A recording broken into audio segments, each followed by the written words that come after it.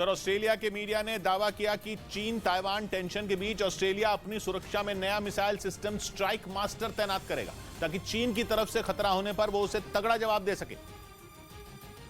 क्योंकि ताइवान के साथ खड़े होने की वजह से ऑस्ट्रेलिया भी चीन के निशाने पर है और इसी वजह से ऑस्ट्रेलिया अपनी उत्तरी सीमा पर स्ट्राइक मास्टर मिसाइल सिस्टम तैनात करेगा। यही नहीं, वो इंडो पैसिफिक रीजन में चीन को जवाब देने के लिए अपने युद्धपोतों को एंटी शिप मिसाइल से लैस करने में भी जुटा है। जबकि कुछ रोज पहले ये खबर भी आई थी कि ऑस्ट्रेलिया अंडर वाटर ड्रोन बनाने की तैयारी में है, जिससे उसकी नौसेना की ताकत कई गुना बढ़ जाएगी, क्योंकि ये ड्रोन ऑस्ट्रेलिया का ऐसा रक्षक होगा जो समंदर के अंदर गश्त लगाने के साथ मौका मिलते ही दुश्मन को तबाह कर देगा। इधर बिहार के नालंदा जिले में निकाय चुनाव के दौरान एक पोलिंग बूथ पर बवाल खड़ा हो गया। वहां दो प्रत्याशियों के कुछ समर्थक फर्जी मतदान कराने के मुद्दे पर आपस में भिड़ गए और एक दूसरे पर ईंट और पत्थरों से हमला कर दिया। इस दौरान कुछ लोग हाथों में डंडे लेकर भी भागते दिखे, जिन्हें उस पोलिंग बूथ पर तैनात पुलिस वालों ने ऐसा करने से रोकने की कोशिश की। काफी देर तक यह हंगामा यूं ही चलता रहा। दोनों तरफ से पत्थरबाजी जारी रही।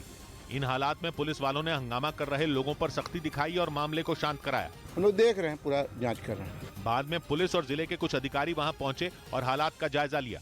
बताया गया कि इस हंगामे के दौरान कुछ लोगों को चोटें भी आईं। उधर पुतिन के दोस्त सर्बिया और नेटो के साथी कोसोवो के बीच कभी भी जंग छिड़ सकती है और अगर इन दोनों में जंग हुई तो वर्ल्ड वॉर होने से फिर कोई नहीं रोक पाएगा।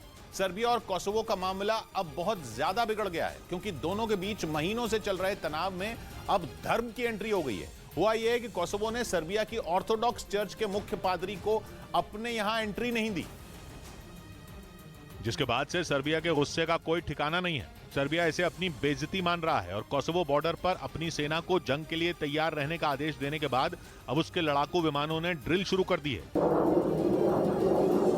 इसलिए अब यह लगभग तय माना जा रहा है कि सर्बिया और कोसोवो के बीच युद्ध छिड़ सकता है और अगर इन दोनों में युद्ध छिड़ा तो यूरोप तो क्या, अमेरिका और एशिया तक उस आग की आंच में झुलसेंगे। सर्बिया की तरफ से मैदान में होंगे रूस और चीन और कोसोवो की तरफ से अमेरिका, नेटो और यूरोपियन यूनियन तोप और मिसाइलों से जवाब देंगे। यानी यूरोप में एक जंग खत्म हुई नहीं कि लग रहा है कि दूसरी शुरू होने को है, क्योंकि बात अब धर्म तक आ गई है। सर्बिया और कोसोवो में ऑर्थोडॉक्स ईसाई हैं और वहां 7 जनवरी को क्रिसमस मनाया जाएगा। ऐसे में सर्बिया की ऑर्थोडॉक्स चर्च के मुख्य पादरी कोसोवो जाने वाले थे, लेकिन कोसोवो ने उनकी एंट्री ब्लॉक कर दी। इस पर कोसोवो में रहने वाले सर्ब समुदाय के लोगों का पहले से भड़का गुस्सा बेकाबू हो गया और उन्होंने रातों रात उत्तरी कोसोवो में और रोड ब्लॉक खड़े कर दिए। सर्ब समुदाय के लोगों ने सड़क पर बड़े बड़े ट्रक खड़े करके रास्ता बंद कर दिया। इलाका कोसोवो को था, लेकिन ट्रकों पर सर्बिया का झंडा लहरा रहा था। सर्ब समुदाय के लोगों ने 10 दिसंबर से ही बॉर्डर क्रॉसिंग पर बैरिकेडिंग की हुई है।